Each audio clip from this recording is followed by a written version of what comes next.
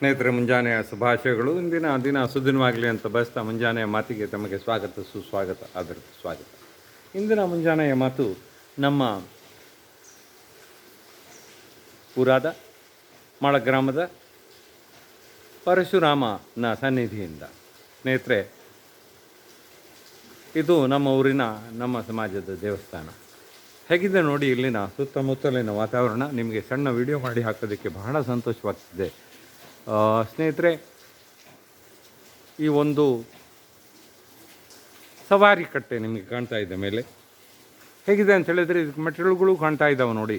ನಮ್ಮ ಊರ ಜಾತ್ರೆ ದೀಪೋತ್ಸವದ ಸಂದರ್ಭದಲ್ಲಿ ಪಲ್ಲಕ್ಕಿಯಲ್ಲಿ ಪರಶುರಾಮ ದೇವರನ್ನು ಈ ಸವಾರಿ ಕಟ್ಟೆವರೆಗೂ ಕರೆದುಕೊಂಡು ಹೋಗಿ ಅಲ್ಲಿ ಸ್ಥಾಪನೆ ಮಾಡಿ, ಪೂಜೆ ಮಾಡಿ, ಮತ್ತೆ ತಂದು ಗರ್ಭಗುಡಿಯಲ್ಲಿ ಕೂರಿಸುವಂತಹ ಒಂದು ಸಂಪ್ರದಾಯ ಇದೆ. ಇದು ಸವಾರಿ ಕಟ್ಟೆ. ಹಾಗೆ ನೋಡಿ, ಇದು ಪುಷ್ಕರಣಿ. ಇದನ್ನು ತೋರಿಸ್ತೀನಿ ನಿಮಗೆ. ಬಹಳ ಅಂದವಾಗಿದೆ. ಆಮೇಲೆ ನೋಡಿ, ಇಲ್ಲಿ ನೀರು ಹೇಗಿದೆ ನೋಡಿ. ನೀರಿನ ಒಂದು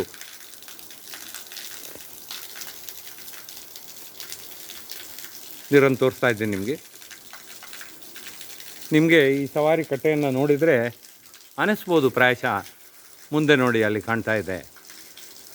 ಈ ಸವಾರಿ ಕಟ್ಟೆಯನ್ನು ಹತ್ಕೊಂಡು ಹೋಗಿ ಮುಂದೆ ಇನ್ನೂ ನಡೀತಾ ಹೋದರೆ ಎಲ್ಲೋ ಸ್ವರ್ಗಕ್ಕೆ ಹೋಗ್ತೀವಿ ಅನ್ನೋ ಒಂದು ಫೀಲ್ ಬರ್ಬೋದು. ಇಲ್ಲಿ ಆ ಥರ ಇದೆ.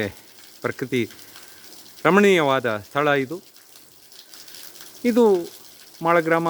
ನಾನು ಮುಂಚೆ ಕೂಡ ಹೇಳ್ತಾ ಇದ್ದಂಗೆ ನನ್ನ ಪುಣ್ಯಭೂಮಿ, ಜನ್ಮಭೂಮಿ, ಹೀಗೆ ಎಲ್ಲ ಮಾತುಗಳು. ಹಾಗೆ ನನ್ನ ಕರ್ಮಭೂಮಿ ಮಾತ್ರ ಬೆಂಗಳೂರಾಗಿದೆ. ಆದರೆ ವರ್ಷಕ್ಕೊಮ್ಮೆ ಊರಿಗೆ ಬರ್ತಾ ಇರ್ತೀನಿ. ದೇವಸ್ಥಾನಕ್ಕೆ ಬರುವ ಪ್ರಯತ್ನ ಕೂಡ ಮಾಡ್ತೀನಿ. ಯಾಕಂದರೆ ನಾವು ಸಣ್ಣವರಿದ್ದಾಗ ಇಲ್ಲಿ ಸಾಕಷ್ಟು ಊರಿನ ಜಾತ್ರೆಗಳಲ್ಲಿ ಭಾಗವಹಿಸ್ತಾ ಇದ್ವಿ. ಹಾಗೆ ನೋಡಿ, ಬಹಳ ಸಂತೋಷದಿಂದ ಇರ್ತಾಯಿದ್ವಿ. ನಿಮಗೆ ಇನ್ನೊಂದು ಸಲ ದೇವಸ್ಥಾನದ ಹೊರಗಿನ ಭಾಗವನ್ನು ತೋರಿಸ್ತೀನಿ.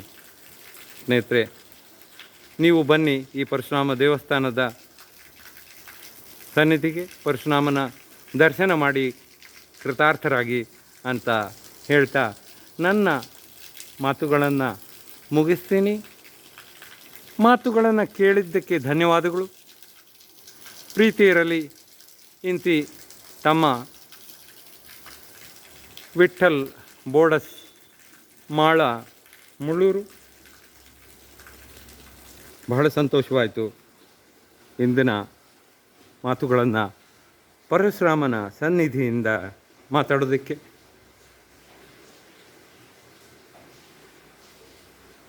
ನಮಸ್ಕಾರ.